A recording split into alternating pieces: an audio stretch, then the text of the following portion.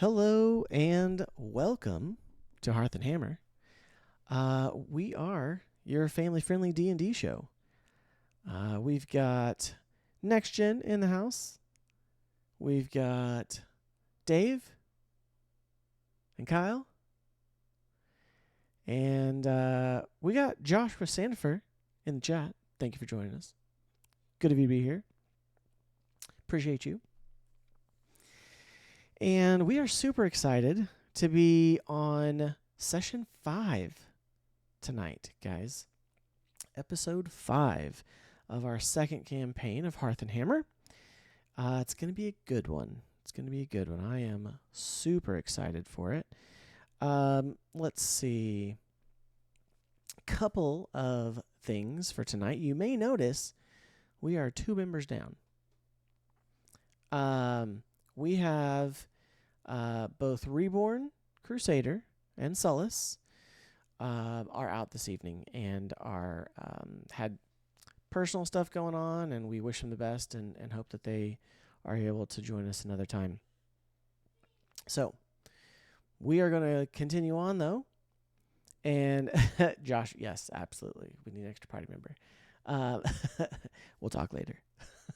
But for right now, we're going to move it along, and we'll just get kind of pilot them in the background so they'll be there with us as we move forward on our story. So, but again, thank you for joining us. How are you all doing? Good. Oh, us. Yeah, we're doing great. Yeah, Busy. you, yes. We're good. And chat. Always, how is the Yeah, chat doing? yeah. No, doing good. Glad to be here. And yeah, I feel bad because there's, this little 7-year-old kid in me. So when you said personal issues, like I want to say like Reborn's got a really bad rash, and I've been taking care of that. But it's Hey, just never know, right? just picking. Never know. But He I'm doing might. We don't know that he doesn't. good. That's true. We don't. Missing Pappy. Really missing you, Pappy. Oh man. Okay, let's see. Sorry, That's I'm awesome. doing well too, but my kids are outside going nuts, so I'll be right back. Nice. Probably 5 minutes.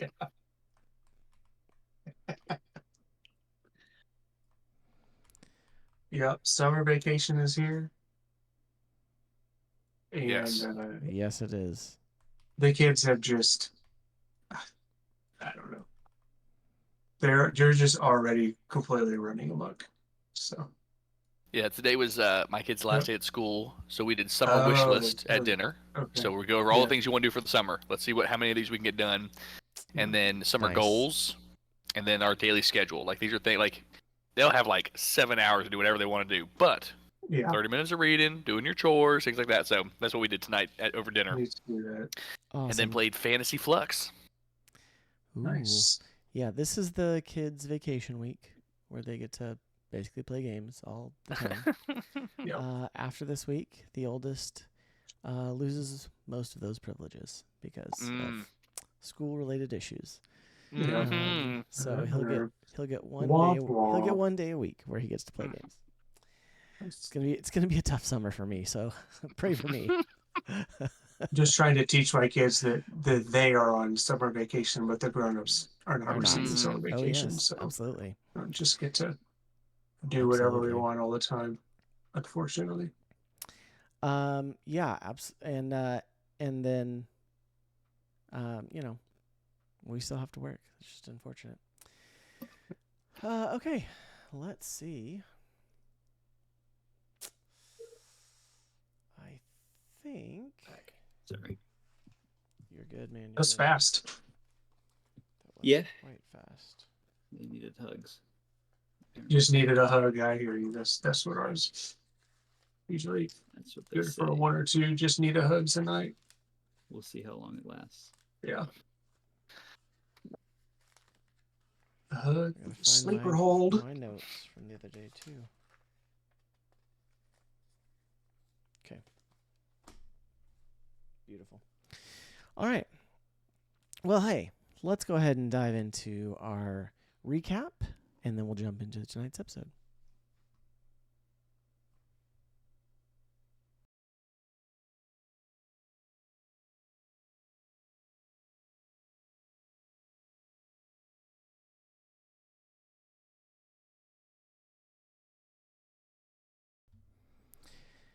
So last time on Hearth and Hammer, the party, having rested after providing their report, met up in the mess hall pavilion and discussed their upcoming meeting. Erebus arrived before dawn, taking up a place at the table close to the cooks.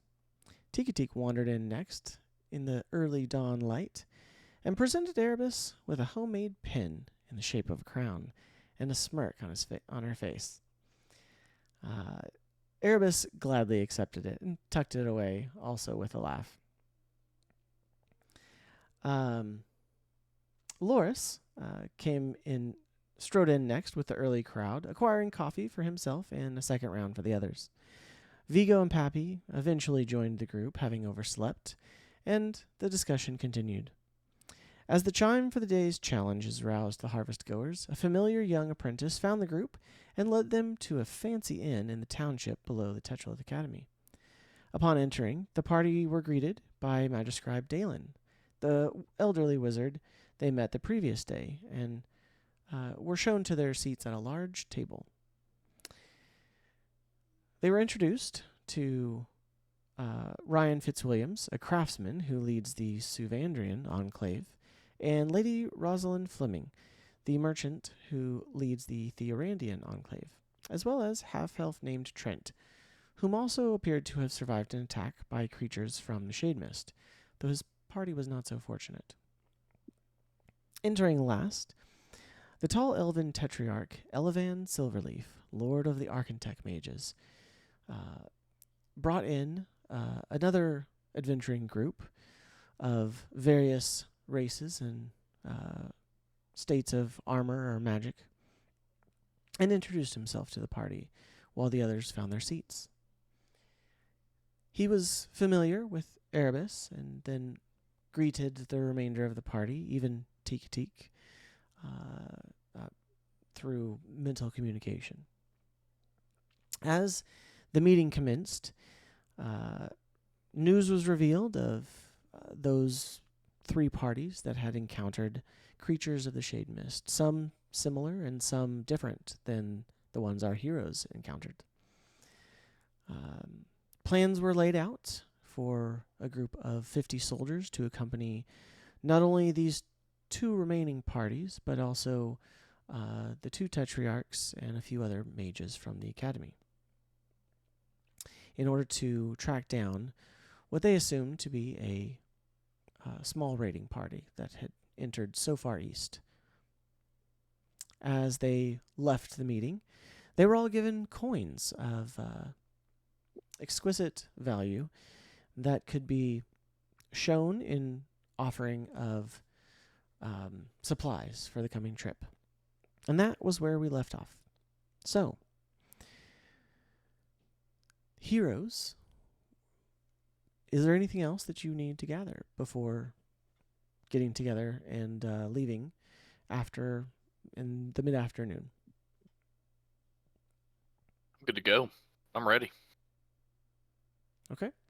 I believe you all had been given a potion of healing as part of it. Loris, did you pick up a shield? I did not get anything. You picked it up and were like, oh, this is too heavy. I was like, too heavy. I feel like I lack the proficiency to wield this effectively. Only.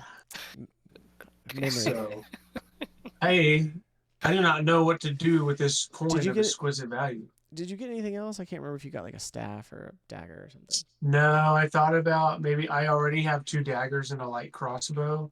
So, okay. I don't think I need a staff. So, That's fine. I'm kind of half considering just keeping it as a souvenir for now. Maybe it'll come in handy later. Think about this later. To see how much gold I can hawk it for. I'm trying to remember if sorcerers need a focus. If so, what is your focus? Think on, double check your focus. I don't have anything in my inventory listed as a focus. Okay. Not a problem. Is that to concentrate on spells? Is that what that's for? Yeah, some classes require it. I'm trying to remember if yours needs it. I have not. Sorcerer's done. Okay. Perfect. I don't think so. I didn't think so. Although it looks like you added a holy symbol to your gear. So. Ooh, I did now, huh? So anyway, Interesting. okay. And then Vigo, did you have anything that you picked up? I could not remember. No. So I think the day before or the night before or something, I went around and made sure that I have enough material components to stocked up to cast what I need to cast. But other than that, I was not in need of anything. I think I spent my time, the rest of my time praying at a like a temporary temple that I found. That's right. Perfect. Okay. And Tikatik. You said nothing else for you? No, I'm wondering though if maybe getting a net would be helpful. I'm wondering. Sure. I mean, I've got proficiency with martial weapons, and a net falls under that. So maybe I'll pick up a net. Maybe I'll pick up a net to be able to use to try and. Yeah, easy enough. You find that you can get a net from one of the craftsmen in the harvest city, basically. You show them your coin from the Tetralith Academy that grants access to, free purchase, basically, and so you're able to move on from that. Okay. So they ask you to get your supplies. You've tightened your armor. You've picked up your packs, whether it's adventuring gear or any of that kind of stuff. You've got your cloak on you. Does anybody need anything else? Last chance. You basically meet up outside the pavilion. Erebus and Pappy are there as well, and they are standing there while Pappy's just chattering and just talking to Erebus about just questioning him about like what kind of royalty is he, like what's what are some things that he does as royalty, what are where his hometown was, just pestering him with questions, and Erebus is just kind of sitting there rolling his eyes. So you meet up with him, and Erebus is like, glad you're here. Let's meet up with the others quickly. He kind of turns and begins walking, leaving Pappy talking without anyone present there. You all follow along, and you head over to where it was indicated to meet up, outside of, kind of on the edge of the inner ring of the Tetralith Academy township. You see the main group of people that were in the room. You do see Lady Rosalind, who is has a couple servants or workers who are putting things onto a wagon. She does greet you as you come up, and she says, Vigo, glad you made it. Good luck out there, and be careful. Careful's my middle name. Very good. Well, I look glad you'll be returning with everyone, and we'll probably meet you all about halfway. There's a road that kind of gets close to where you're heading, but it doesn't quite make it all the way there. So we're going to travel along that route a little further into Sufandria, so with some extra supplies and everything. So I know that they know where to meet us later on. You see at that time the Suvandrian leader. He wanders up, and he also is putting some things, what looks like some extra tents and things. He's like, this tall, broad guy who easily is just loading things on. He says, "Yep, we'll we'll meet you there. And we'll have some stuff set up if anyone needs anything or any repairs to armor or whatnot. So, you also see the small group of mages. You see the 2 Tetrarchs who are there, and you see they each have an extra wizard with them as well. You do see Magiscribe Dalen has accompanied the Tetrarch,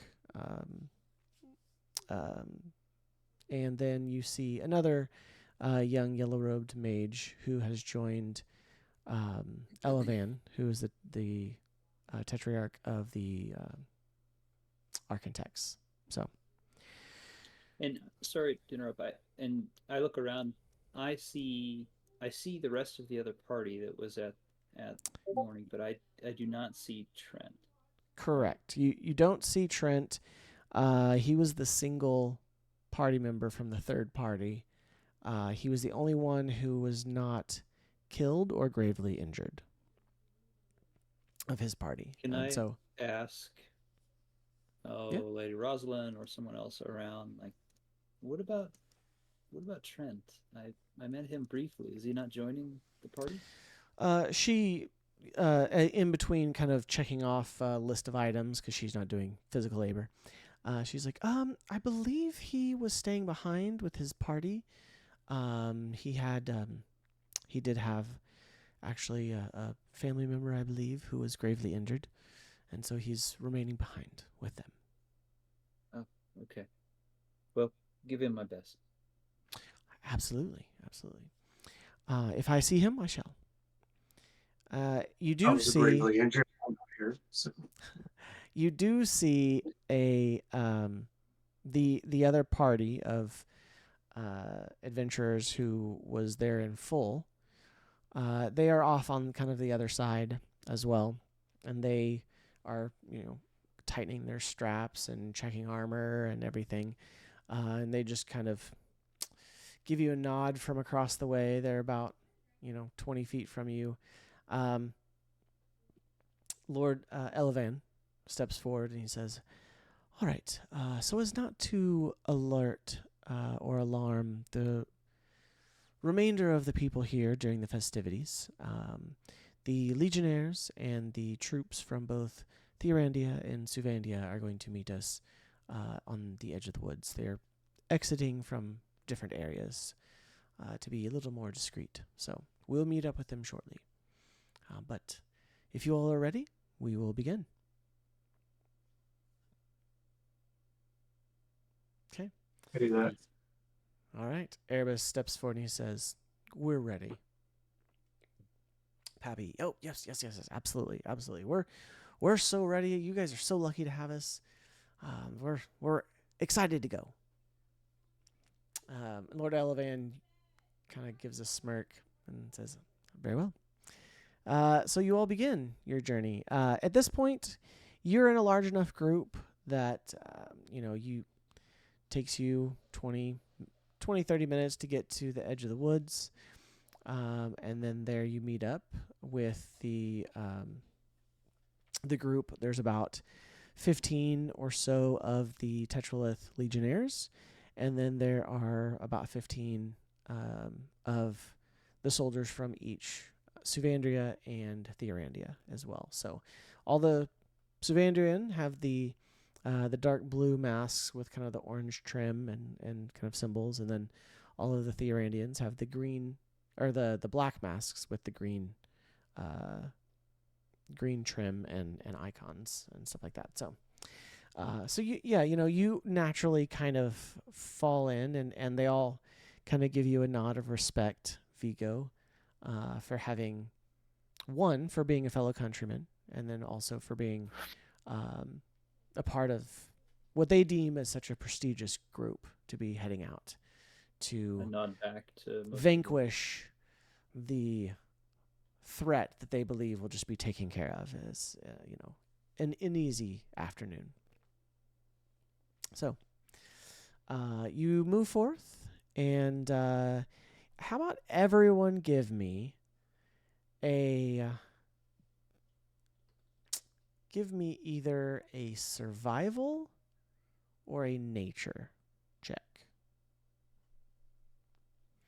And this is just for general travel, how you make it on the trip. I'm going to roll for Pappy and for 14. Pappy and 13. Erebus. Got a 9. Okay, let's see. Or no, 13. 13. Pappy got a 6. And Erebus got a 14. Let's say like 32 or something. No. Okay. He didn't roll well, but he has a +5 to survival. So Okay. I'm surprised it's not like more than that. no. So yeah. So what? Say yours again. I know you got 13, Vigo. I got a 9. 9. Okay. 13. 13. Okay. So Loris, you unfortunately fall into step beside Pappy, and he is just talking your ear off as you guys travel. Oftentimes to the dirty looks from soldiers nearby, often to the pitiful looks of the Tetrarchs if you catch them, but never noticed by Pappy. And you all, basically, you are just kind of having a rough go of it by the end of this first day as you travel. Not quite exhausted, but you definitely have just kind of you are sapped of energy. So anything, nothing too negative of effects. You're at this point too, you're traveling with about 60, 65 people. So easy enough. You guys kind of set up camp, and they're kind of little pockets of camps. You guys kind of set up yours. The other party sets up theirs. The mages set up theirs. The mages are very helpful though, and they come around lighting fires for you guys. They, check to make sure everyone is doing okay. You find out that the mage that is actually with Lord Elevan is not an Archmage, but is a Domini. He's a healer, and he's young and has just again he has two stripes on his robe, and so it's a little less experienced than Dalen. But he goes around checking, making sure everyone is no injuries were received on the road. Going through the bushes and the trees for the greater part of about 6 to 8 hours, because you travel all the way till it gets too dark to travel anymore. So, and you can't for this first night. While we were traveling, did anyone Yes. look suspicious or what I'm saying? Give me a there's a lot of people. perception check. Okay.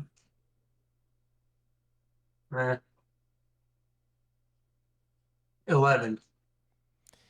Everyone looks like they are stalwart warriors headed off to vanquish a imaginary Good for us. foe. Good for us. Glad we're all on the same page. Doing well. Do I notice him looking around? Give me a perception check. Do I look suspicious of Very checking meta. everyone out? Roll perception to help with perception. 18. You see him looking around, but looking around, you see him just kind of trying to determine who's doing what, or not really sure, but everyone seems to be traveling, at their pace. Obviously, with this many people, it's taking a little bit more time to pick out pathways through the woods. You guys are not stealthy, really, at this point. But you also know you have about another day's travel, or a day and a little bit more before you come to the target of your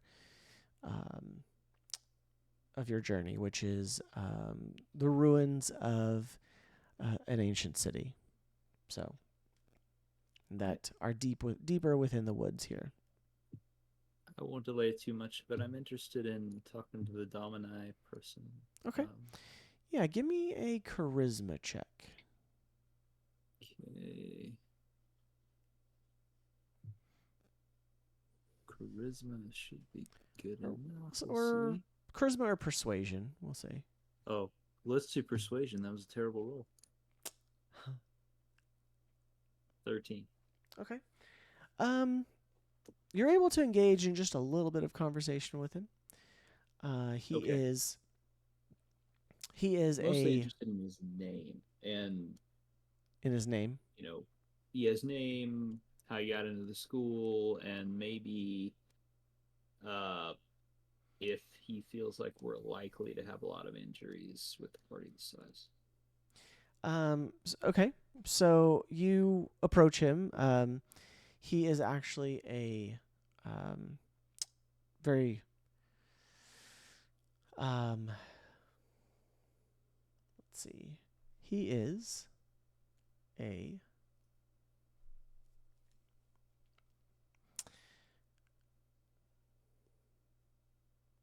he's dark complected, and has kind of like very dark black hair, and looks kind of like dusty. Like, even though you just left, it looks like he's been on the road for a long time, to where almost this kind of like black dust just kind of like comes off of his hair every once in a while. Is he a human? Make an intelligence check. He appears human. Smart enough. See if I'm smart enough to know if he's a human. I'm not super smart. Let's see. No, 6. He appears human. Do I see Vigo talking to this entity? Yeah, I'm sure you I would. wouldn't try to hide it. Being from a more diverse area, do I recognize this Give me as a human or not? Sure. Let's see. Give me a Loris. Give me a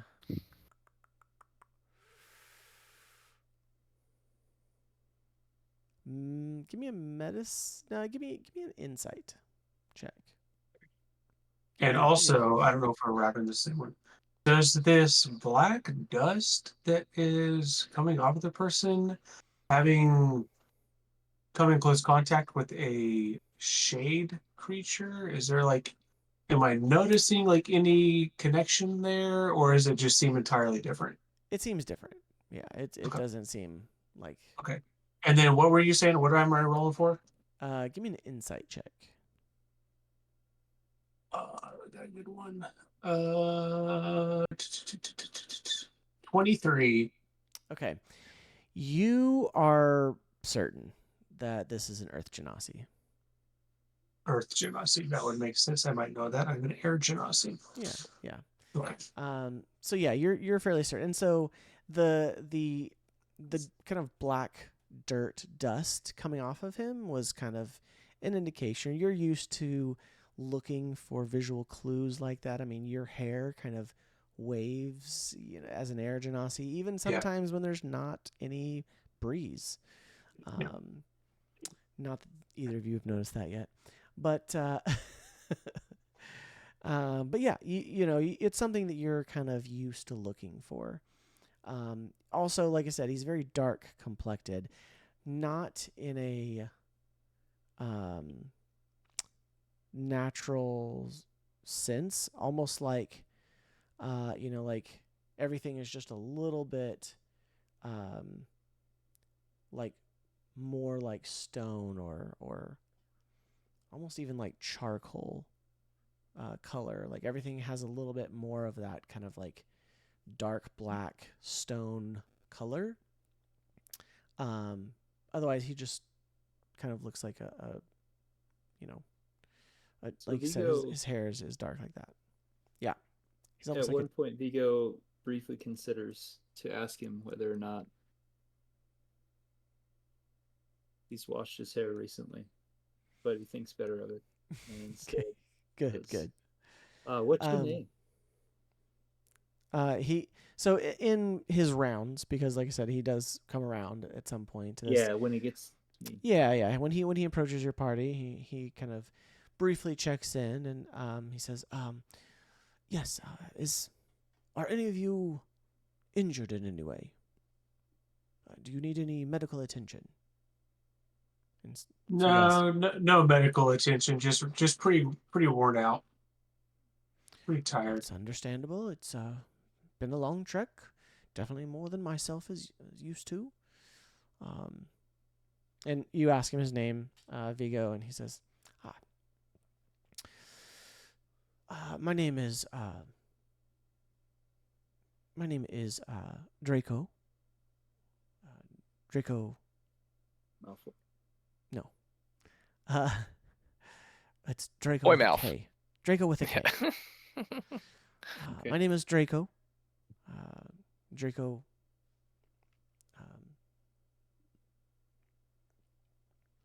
Is there anything I can be of service for you? Oh, no, I think we're pretty healthy. I'm just curious. Do you anticipate heavy injuries on this journey? Have you? Well, have you I traveled don't this know path of before, heavy or- injuries. I mean, we have quite a large party here heading out to deal with what I'm told is usually a pretty small raiding band of 10 to 20 creatures. We have quite a we're with the Tetrarchs after all, and as well as the legionnaires. Not to mention, there are the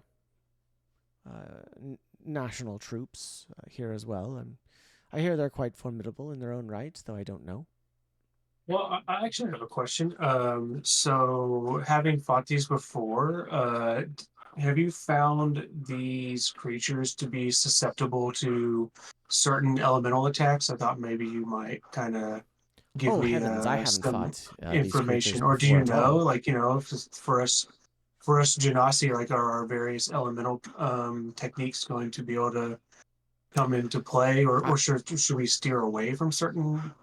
I We myself did have hear no that they have experience with low. them. They're not very smart. So I anything myself to have no attack the experience mind. with them. I don't know of anything that they could be doing. I'm not having been experienced outside of the academy. I'm usually just injuring or healing just kind of common injuries. A few battle wounds from from duels and other practices, but I've not seen any actual combat. Maybe Lord Elevan might know, or if we can get if that's something that comes up, that could be really helpful for us. You could ask him. Yes, absolutely. I mean, he is Might ask. definitely I just the might. most experienced here within the group. I have an easy one. Are you a local, or did you go to school up there? I did go to school in the Tetralith Academy. So, Any tips for admittance? ah, What they're looking for on CVs? I mean, have you taken any of the exams yet, or gone through some of the trials? I'm about to. We found the tree.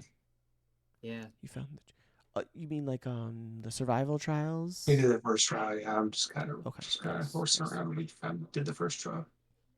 We killed a couple of shade stalkers.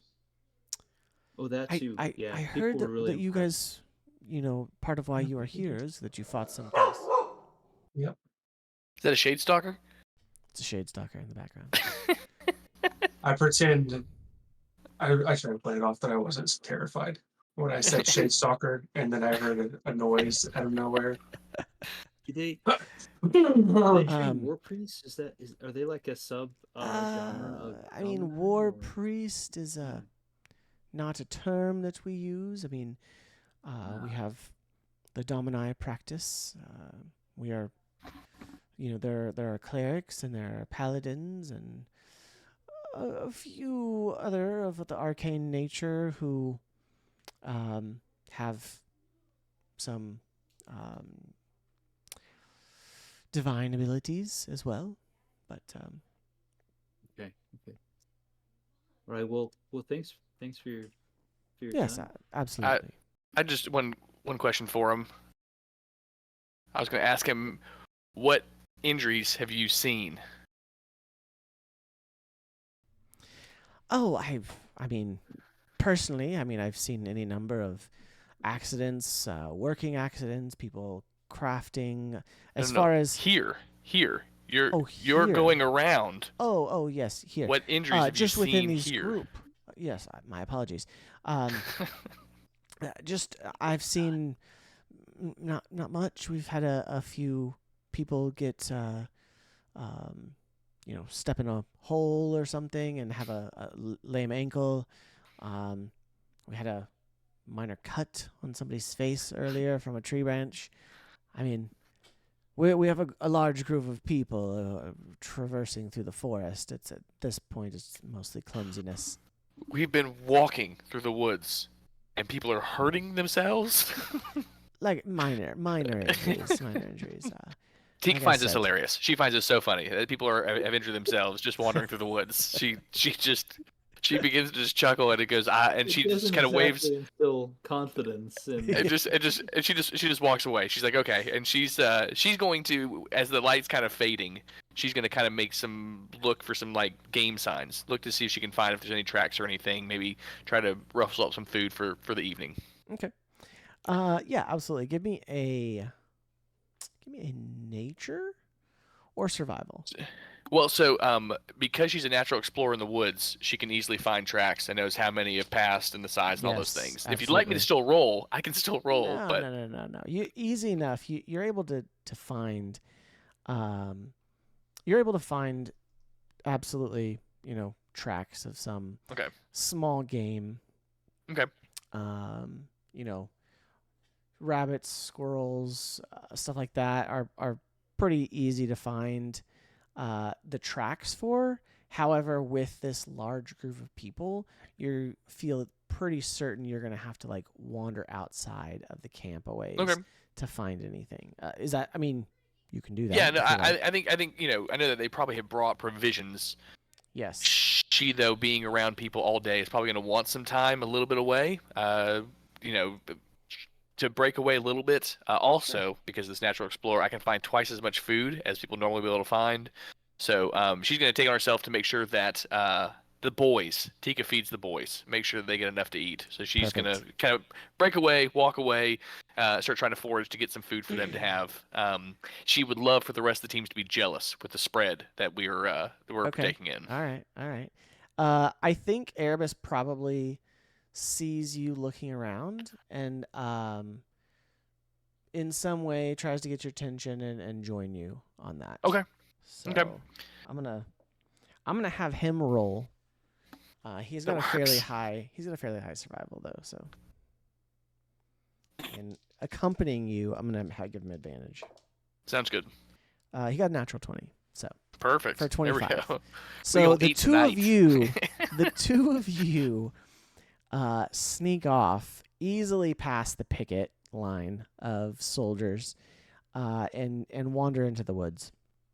What is it? You tell me. What is it that you bring back as far as dinner? I mean, you could find.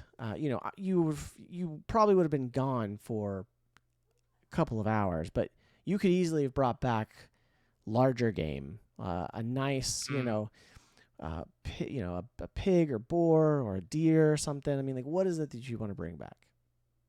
So, I think probably.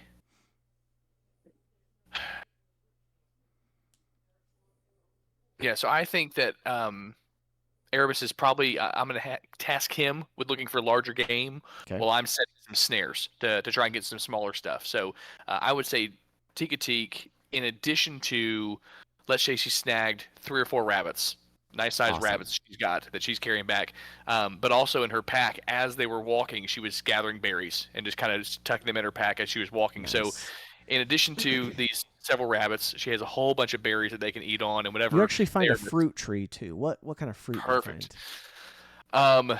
Let's see. Let's see out there. Let's say it was apples. We'll say it was some kind of variety of apples. So there's several of them that she's got tucked away as well. You find a Suvandrian apple tree. They are quite delicious. They have a crispness to them. They are actually, while they are bright red, they actually kind of like, kind of fade to orange at the top. So yeah, easy enough. Nice. You see Erebus come back, and he has found a nice wild boar, and has brought it back as well. And you all return. You see Vigo. You see Tika and Erebus emerge from the bushes. You don't even have to make through the challenge of a picket line. You're able to slip back into camp and easily start roasting and preparing this meal. Very quickly, you see the soldiers like hungrily looking at you all in your camp. You even see a little, far enough in the distance. They're about 2 or 3 camps over. You see the other party of young adventurers, and they have a what looks like maybe a couple of rabbits as well, but they do not have near the spread of berries or apples, and they definitely don't have a boar that the two of you were able to find and clean, and not even the rabbits are like paltry. You think one of them is actually a squirrel. It's better than some things. You even see one of the Tetrarchs. You see, Elevan step out and give you an admired nod to you and your craft. I kind of gesture that he can take a seat. Take a seat, by all means. Sit down and eat with us if you'd like. Tika's going to use this feast to ply a little good favor. So he gives you a nod back. He turns and finishes giving instruction to a few of the legionnaires, talks to the young Domini that's with him, and then does indeed come over and join you. Sits down and mentally you hear, you seem to have a knack for finding your way around the forest. This is an impressive spread. She'll respond back. This isn't the wilderness to me. This is home, and I know where to find what I need to survive. And he responds again and says, "I would expect nothing less." And then he begins conversing with everyone post mental conversation. Can I tell that they're talking to each other telepathically? Is it apparent that they're doing it's really not. Okay. But give me a perception check on. We'll see how high you roll and see if maybe you catch a furtive glance. I can also talk to people telepathically, and I was just wondering if I was able to notice if that would even matter. It's not like radio waves that you can get the signal. Right. Well, I just didn't know if I would notice magical electricity, an intense eye contact or something like that would stand out as that might not otherwise. Like I said, give me a perception check. I did not notice. Okay. All right. I was gonna say it was gonna be a high DC. Yeah. No, it was a 2+2. So. Awesome. So you don't notice anything. You see him kind of as he sits down around your campfire. He gives kind of a longer nod to Tika. And then you see him kind of look at the spread that you all have here roasting over the fire, and being in such a large camp, you guys all have kind of like the campfire, utensils, or whatever you're using. Some people have those kind of like wooden trencher bowls. Some of you maybe have some tin bowls or something. But yeah, he comes and sits down, and Elevan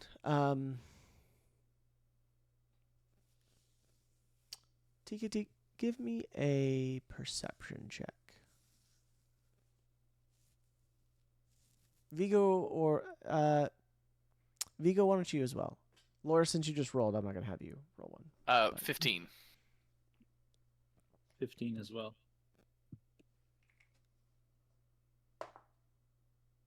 Okay. You all both notice, with Lord Elevan joining you, that for just the briefest of moments, Erebus tenses up. Erebus what? Erebus tenses up. Tenses up. Yeah. What were they talking? Well, they're talking telepathically, I guess, if they're talking at all. You don't notice anything. Just that he sat down. Just that he sat down. Just him coming over and sitting down, joining your circle. You don't, like I said, you don't notice any kind of. He hasn't even like necessarily looked in Erebus's way yet until he acknowledges the rest of the group. He was more of an acknowledged you, Tika, since you kind of like motioned for him to join you if he would like. He is also Elven. He is also Elven. You notice his build is different. He's taller, not as broad. I mean, Erebus isn't broad necessarily. He's a little shorter. But Erebus has these kind of like bright crimson eyes, whereas Elevan has white eyes with these kind of purple flecks around the irises. Otherwise, they're very bright white. So, like the purple is kind of like just on the edge of the iris to distinguish the difference of the iris, within just some like little flecks kind of in towards the middle. Otherwise, they're white in the middle. So. Do they glow, or they don't glow? They're just bright colored. Okay. They're just bright colored. You all would probably know. Vigo, you probably wouldn't know as much, but you would know most elves have white, silver, or gray eyes. Some, and then have varying colors. You probably wouldn't know what the colors indicate, if they even mean anything. No, sorry, the white, silver, or gray is like the whole the iris, or that's the iris. Okay. The iris. No, the Earth. The middle part. The middle part. No, No. People, but around that. Yes. Okay. Yes. Yeah. Not. Yeah. They still have the dark like standard eye pupil, but the irises there are mostly white, gray, and silver, and then like I said, different shades or colors. Tika, he did acknowledge where he was from, I believe, or maybe you knew that he was from the Elven homeland that actually borders your homeland. So you have had trade with those elves occasionally. Okay. If she notices that Erebus tenses up, I think she would probably try to catch his eye to like try and, as non-verbally and non-noticeably, just like, "You doing okay? Like, is everything all right?" Trying to, again, sure. This is her team, and what you need? Give me a performance check.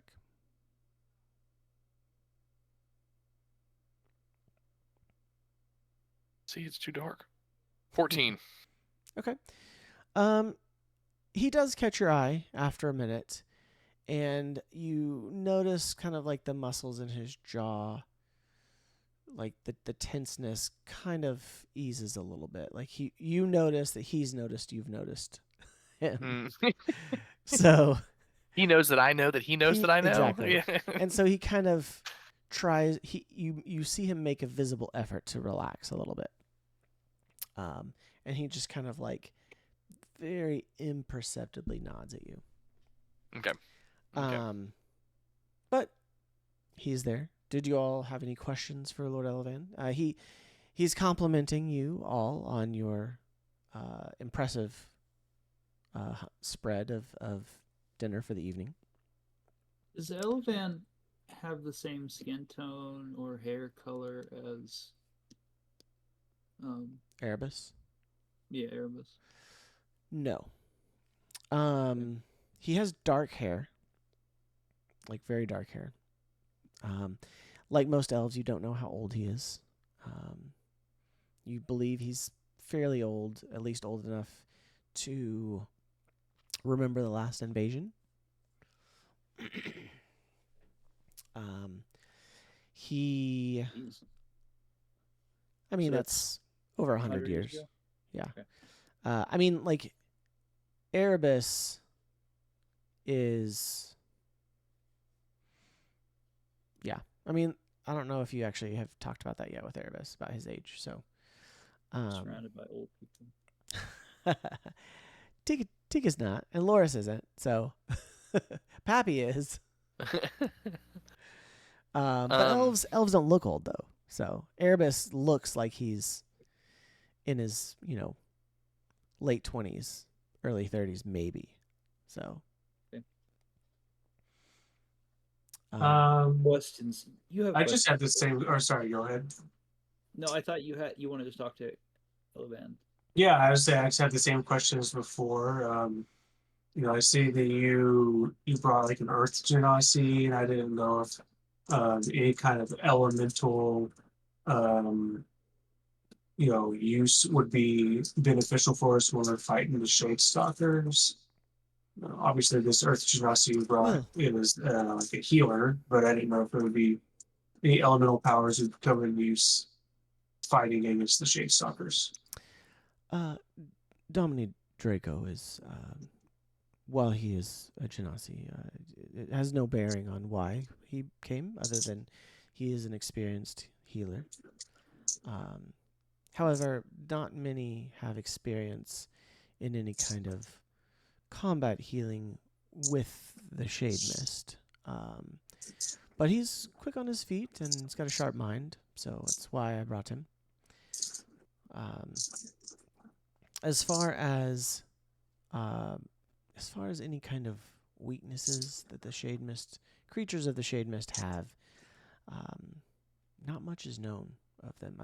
I myself have fought many of them, but I could not tell you a particular weakness. Are creatures of the Shademyst living? That is an excellent question. Many are, yes. Some are not. Okay. Let us hope that we do not encounter those. Interesting. Do we have a plan? We do. As far as plans can go, we are heading towards the Savandrian ruins. It is an old city.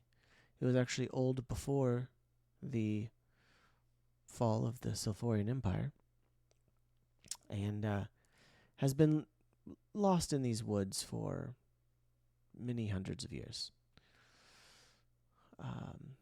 But it is oftentimes used on a temporary basis by roving bands, by raiding parties, by mercenaries, anyone that needs shelter. There has even been a few rogue magic users who had set up shop here many years ago. But at the moment, we're heading there because we believe that might be a location that they are gathering. Like I said, in the past 100 years since the Shademyst last invasion, outside of the large armies that did invade in the southern and northern parts of Xennelia, since then, raiding parties have consisted no more than 20 or so of They're kind of standard troops, if you will. I don't know if you are familiar with them, but they are a bestial lot. Not unintelligent, but not the most intelligent. They are, like I said, bestial in nature. Almost, you might think of them as related to the tabaxi, though the tabaxi would take offense at that. They are feline in nature, though much larger and bulkier on the nature of large predatory cats.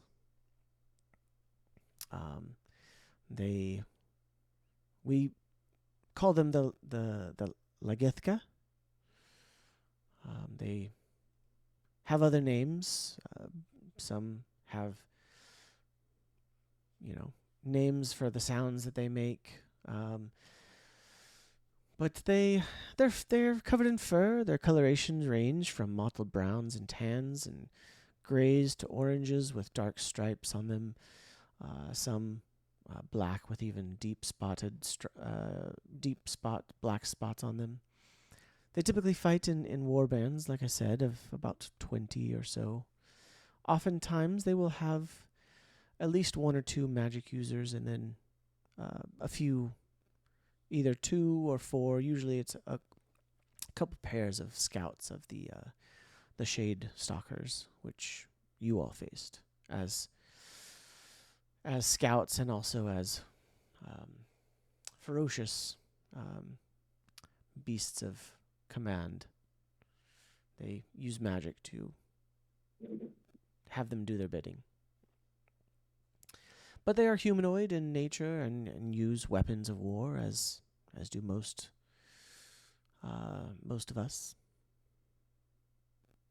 And sorry, Lagithka is the term for all creatures of the Shademyst, or is that No, they are specifically these kind of bestial feline creatures. Okay. If you were to compare a gnoll, which would be kind of a cross between a humanoid and a hyena or a dog, the Lagithka are a cross between a humanoid and kind of a monstrous feline.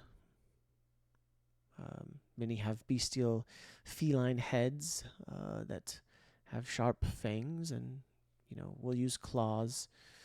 Many have tails, some do not.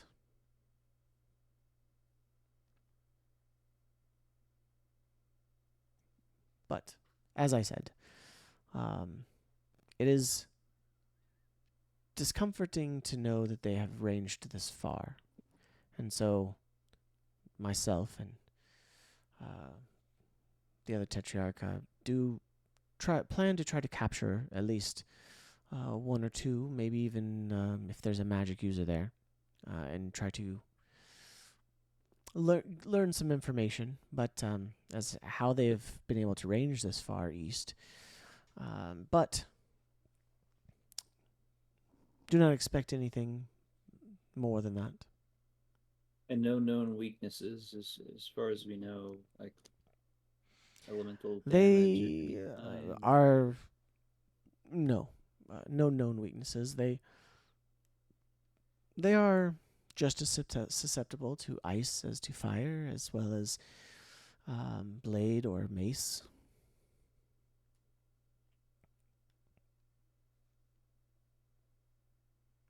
So, any other questions? Happy to answer. Thank you. Unfortunately, I don't have more than that, but like I said, I was only nominally part of the previous invasion. Elvenkind, while we were involved, it was not quite as directly until word reached us of the fall of one of the other elven homelands. Do you know of any other kind? It's Lagithka and Shadestalkers. Other beasts from the Shademyst that you've encountered? Those are the 2 primary, but there could be any number of humanoid creatures. There could be evil beings who have joined with them. Honestly, we do not know the extent or the range of creatures from over the Shale Spike Mountains, where they came originally. And those that have offered to try and look into those, most have not returned, or most returned. Those that have returned with not much knowledge. They were turned back or did not find anything.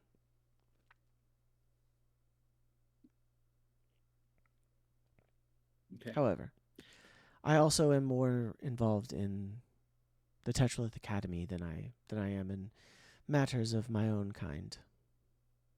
Okay, and we think we have another Jay's journey. Like this time tomorrow, we'll be at our destination, rally This point. time or tomorrow, conflict we point? should be within range of it. However, might be able to get there sooner. It'll depend on how we enter. If we want to, what we find there, we'll probably send some scouts. If any of you are interested, please let me know. But we will be looking to either stop before we enter or maybe scout it out. So, will kind of depend. Okay. So, Sounds great. but I thank you for the wonderful meal. And again, have a good night. And he stands up and departs. Tika, you see Erebus visibly relax when he leaves. Erebus says, "Well, it's good to know that what we may encounter. I have heard of these Lagithka as well. I have encountered them, actually, a few times. I've traveled pretty far west, but never in such a number as a war band, per se. So, Is it they dark? do... They are killed just as easily as other creatures. The Shade Stalkers, however, are definitely a little bit on the more ferocious side, and because they attack with stealth and are harder to hit, they're a little bit more of a challenge, in my opinion. So, but you all are relieved of any duties for keeping watch, so you all are able to take a night's rest, unless there's anything else you'd like to do. Is it dark Sounds good. now? Is it? It is dark. Firelight? Yeah, firelight. What starlight you can see coming through. Both the Magiscribe Dalen and the Tetrarch Monsuro, Alicia Monsuro, they also come in to check on you as well. They do not intrude upon your meal, but they come over before and say, I'm unaware. The Tetrarch says, I am unaware if Lord Elevan did inform you, but the plan is to travel tomorrow and then scout out the ruins if we get close enough. Are any of you interested in being part of that scouting party? Tika says she's ready. Yes. Elevan also says, myself, I for myself, or do we want to go in as a group? I look around and we'd be happy to go and scout in where we can. Vigo, do you say anything to this? not immediately. Vigo would join in if he sees a critical mass of the party. Yeah. Joining in. Pappy's like, oh, I yes, let's check it out. I've heard of some of these ruins. They seem quite interesting. I give Vigo a big pat on the back. Get him in here. I look unsure. Vigo does the kind of like he's been hit, and he pets him on the back. We got She says, this. very well. I will inform the rest that you all would like to take scouting duties. Then we may have a Is this few like more. Tonight thing? No. Tomorrow Oh, night. okay. Tomorrow evening at the earliest, depending on how quickly we travel there. So we'll probably have some others also going around the edges of the city. It's for being a ruin in the middle of a forest, it's not small. So there's it was a city of medium size. At least that's what remains. So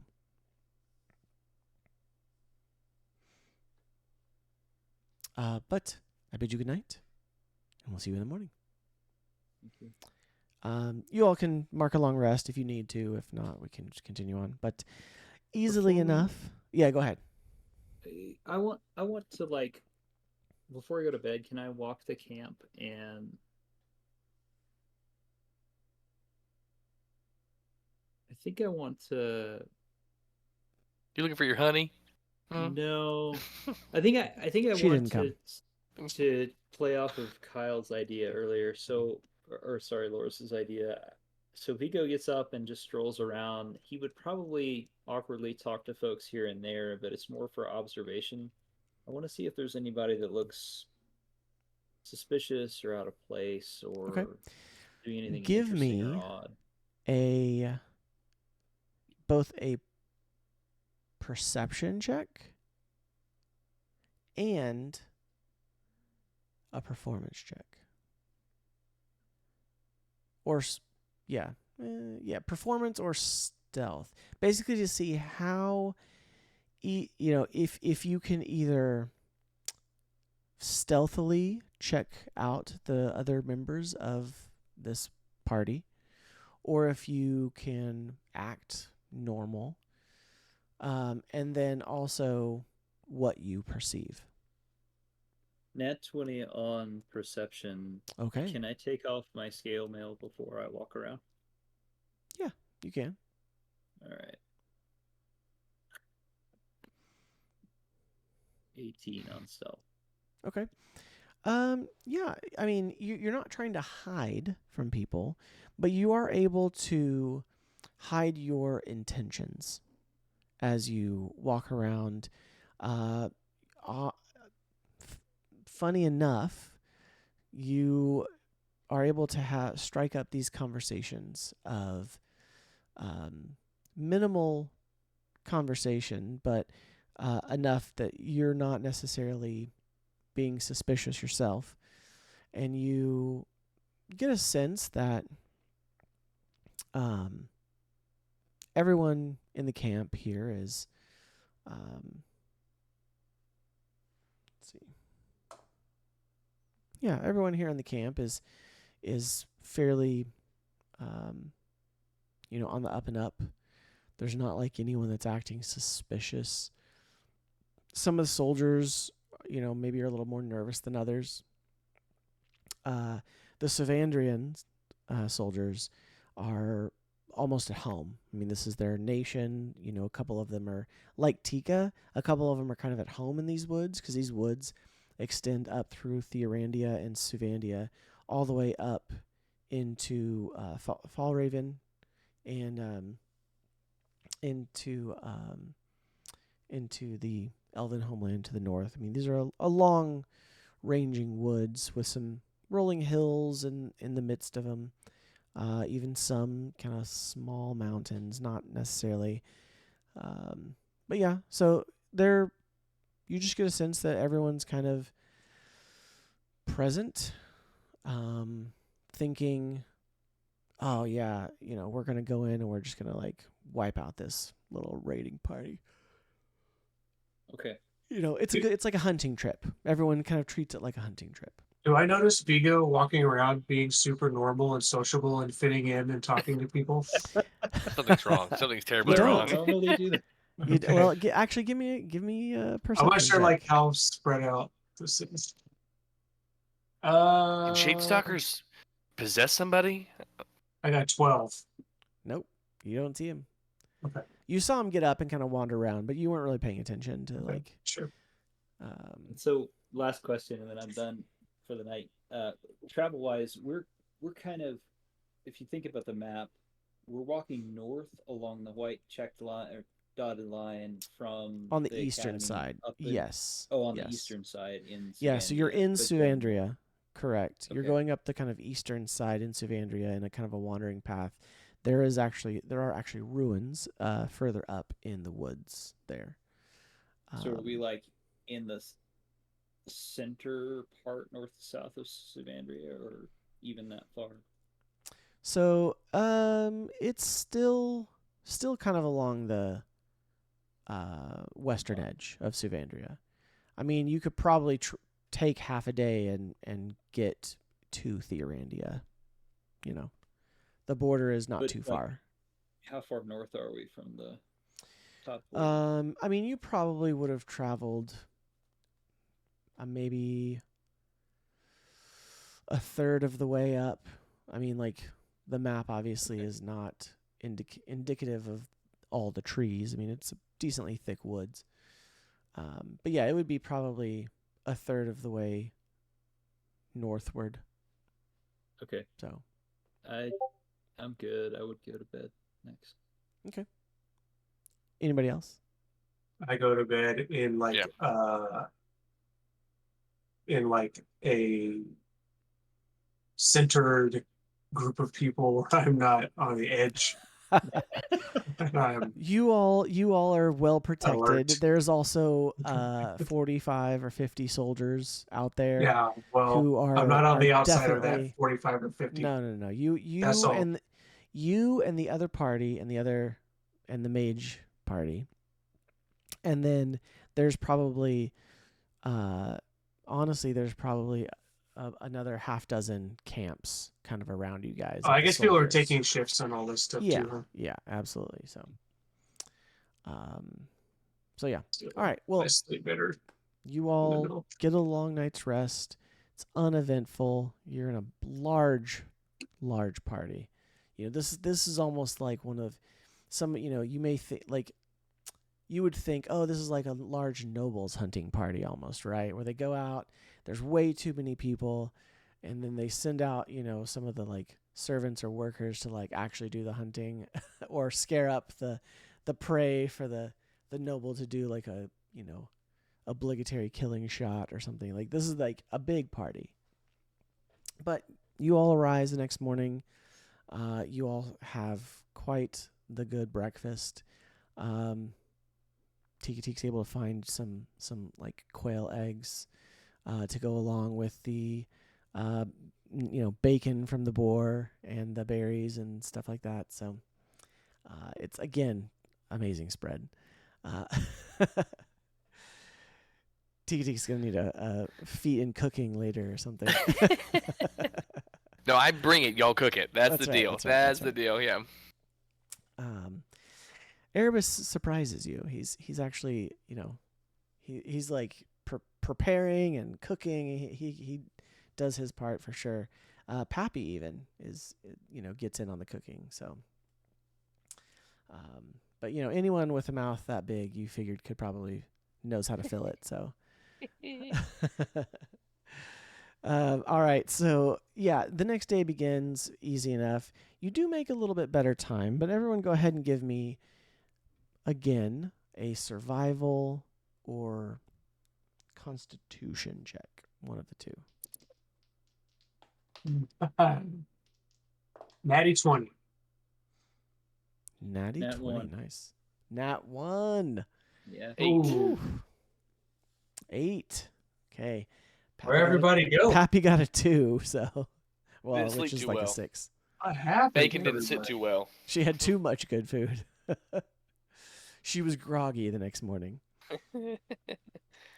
So you all are making time, but it's you're you know, like I said, kind of paying for it the next day. As you are traveling through here. Again, you're kind of traveling in these pockets of people. You're not on the edges, but you're kind of in the front with maybe only a few of the soldiers out as scouts. Give me a... Let's see. Tiki, why don't you give me a perception check with advantage? Erebus is helping you out. You all are kind of roaming ahead a little bit. It was a nat 20 plus, Okay. perception, so it was 22. Okay. As you are traveling, you're kind of in the front, a little bit on the edge. You're definitely backed up by the main body of the group here. But being the trackers that you are and having volunteered, you're kind of been given a little bit of the scouting role. You begin to see tracks. You and Erebus follow them a little ways, and you realize there's a fair number of these tracks. They are padded like a beast, but they're not. There's not a gate of 4 legs touching the ground. This is a gate of 2, and they're larger, like, definitely larger than your feet, probably closer to the size of like Loris or Vigo in just length and a little wider because they're like foot pads of some large beast. You range out a little bit to the side and you see other evidence of these passing of some creatures. You begin to see a lot of these. You begin to see a lot of these prints. And towards the middle of the day, you're fairly certain with a natural 20, you are fairly certain you've seen some of these creatures far into the woods too. Like if you were on the, you're traveling north and you're kind of on the left or westernmost edge, you feel like you've seen some of these creatures of some kind, 200, 300, 400 feet out through the trees briefly. And so you report this, you and Erebus are able to report this. What do you do? Do you do anything else besides just calling attention to it, passing it along? So, okay, so large humanoid creatures, or larger than me. You said about human size? Yeah, larger they're size? humans. They're about human size. They're going to range, from what you have been told and what you've heard from the other group who fought some of these. They Gotcha. range between 5.5 to 6.5 feet. I got you. I would probably pull either Loris or Vigo aside and just kind of signal to them to let oh my gosh, the elf we were talking about at night, who's leading the charge? Elevan, to let him know not to do this big, all halt, whatever else, to let them know that we, like, if someone's paying attention, if they have scouts that are watching us, I don't want it to look like we now know they're there, and so I probably would signal for one of them to go and let them know. I would say with a natural 20, you were able to see that these kind of looked like scouts of some kind. I mean, it was like, like a pair. Like you would see like if you were looking far off and you saw 2 trees, right? Running, like it would be like the kind of like the shadows with like fur patterns being like between the trees. Like you would see, occasionally maybe some eyes looking at you. Again, 200, 300, 400 feet off. I mean, they're not close to you, but you have detected them with this natural 20. So you pass along. After a little bit, Lord Elevan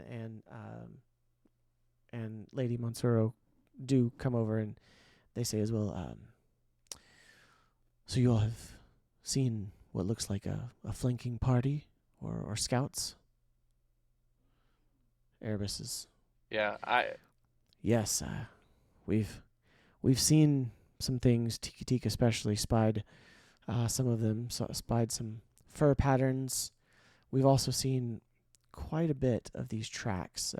Basically, you found another set of tracks, and you basically you've kind of found this ravine where these creatures had to cross this kind of muddy way, and it is just trampled. Like there was, a party going through here of some size, and it's just, tracks and stuff. But it only extends for about 10-20 feet up past this little kind of stream. But after that, you kind of lose it.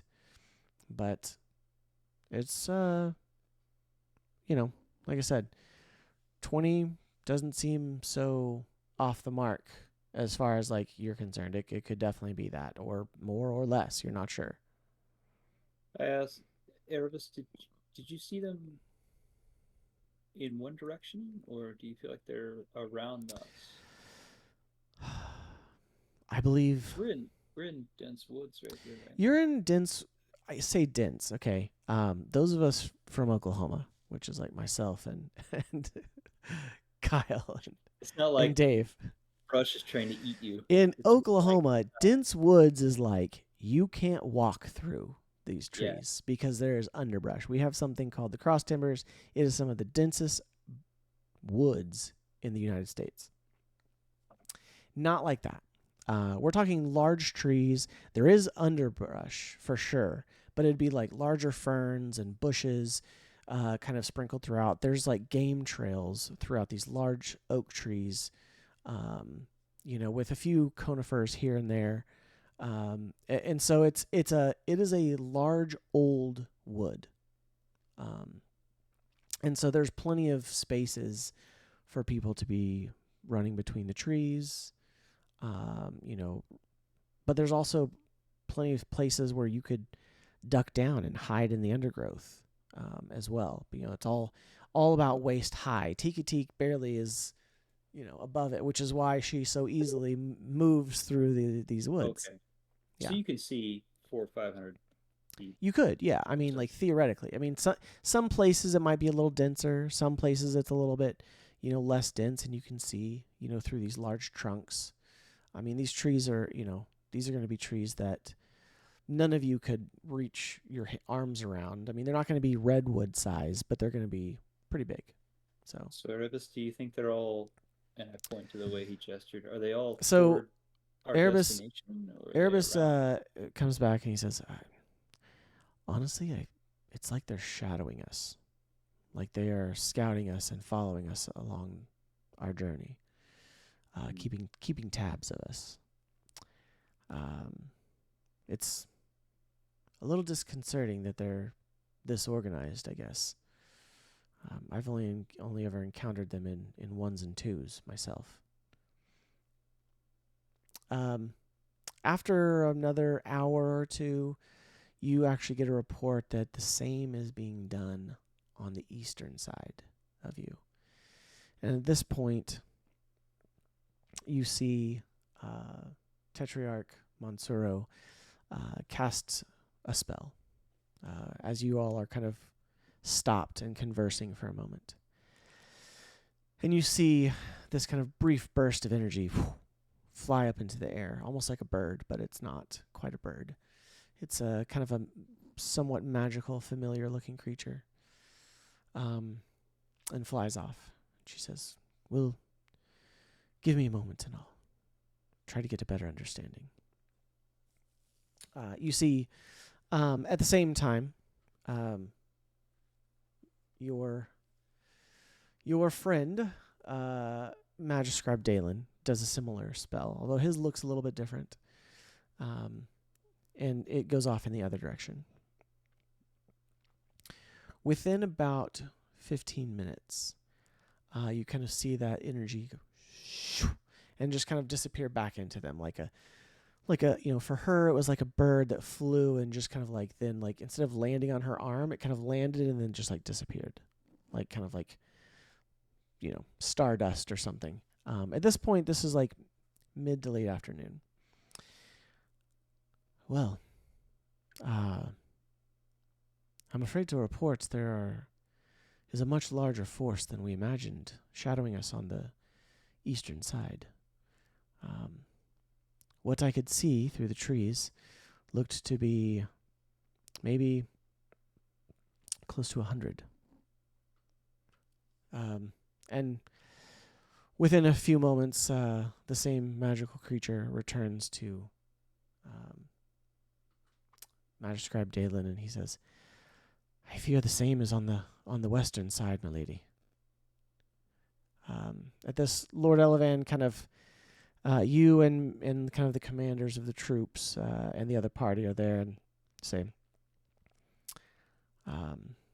"This is not looking good. This is a much larger force than ever we would have suspected, having been able to make it this far into Xennelia. I mean, the fortresses at Nevsaro and Sol Taract should have been able to detect such a large force. I'm afraid they may also be herding us into a certain direction, for there have been reports that there are now some behind us as well. I'm afraid we must continue forward and make haste. We might be able to find shelter in the ruins if they are not actually there."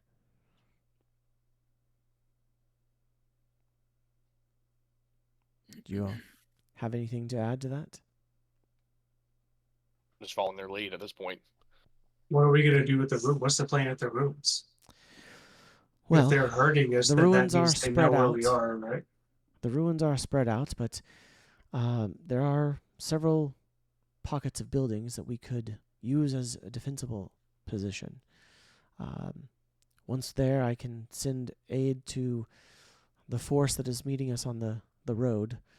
It's about a half a day's journey from the ruins itself, and they're moving a little slower, but they're supposed to be bringing another couple hundred troops up themselves.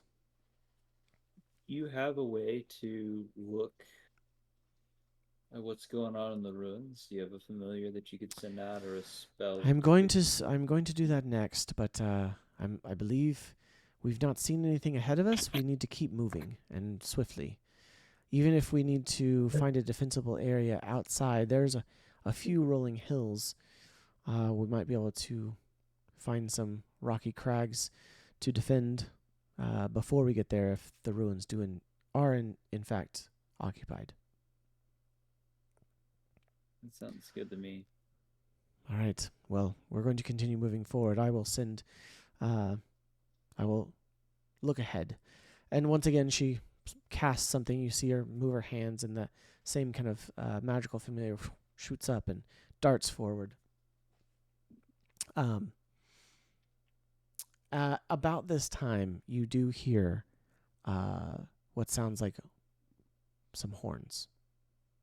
And this sounds like it's coming from the extremities. Like there's one far, like I said, within 500 feet or so this direction. And then another answers it 500 feet, maybe 1,000 feet this way from the other side of your group. And then there's another one behind you at this point. Is our party carrying horns? Have I seen horns in our group? You've not seen anyone carrying horns in your party, and these are not do not sound like any kind of alerts that you all have heard in your time. At this, you are all urged to rush forward towards the ruins. Everyone give me a Constitution saving throw.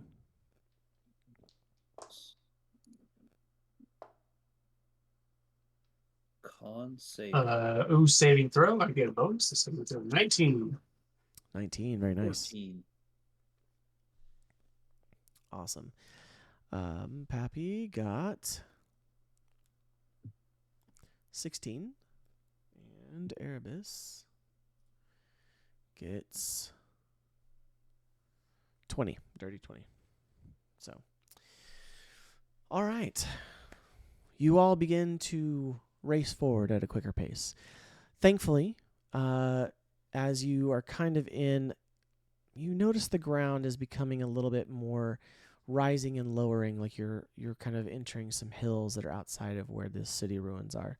The trees are not quite as dense, which unfortunately lets you see this large, dark mass. Sometimes you see elements of fur. Sometimes you hear kind of a snarl. You hear kind of a chink of an armor, of an equipment, or a weapon or something. But they are matching pace with you on the far western side of the woods here. After traveling for another hour at this pace, you see the magical familiar return to the lady Mansuro, and she says, it could be a trap, but the ruins, so far as I can tell, as far in as my familiar was able to make it, do not seem to be occupied. I think the best effort is for us to make it to the buildings on the side that have some open lines of sight and make our stand there. We're going to need to fight this, and it's going to be a tough battle, I'm not going to lie. I have also sent word to our counterparts, and they are leaving the road and heading this direction with as much haste as they can, but it will be some hours before they can reach us.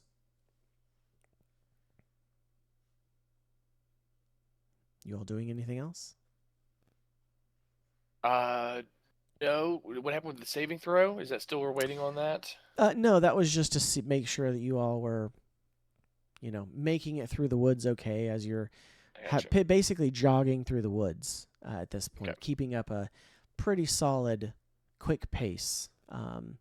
Tiki, you occasionally, you're able to. You have no problems traversing this terrain, right. But even with your short legs, occasionally, Erebus kind of scoops you and throws you on his back a couple of times as he runs, jumps over like a little deep ravine or something and lets you down, gracefully. He's kind of taking on a little bit, helping you out, just kind of naturally. Doesn't seem awkward or anything, but yeah, you all are booking it at this point, and as you kind of reach what you expect to see, the edge of the woods, the trees at this point are 20 feet apart, and you're able to easily see a large party, a warband, shadowing you. Mostly these Legithka. There's a few of the Shade Stalkers in them as well. They are, like I said, 500 feet off, but they are following along, watching your entrance into these ruins as you see before you moss and vine covered walls. Many crumbled, none quite so tall. More of a marking of an entrance to a city that once needed no protection.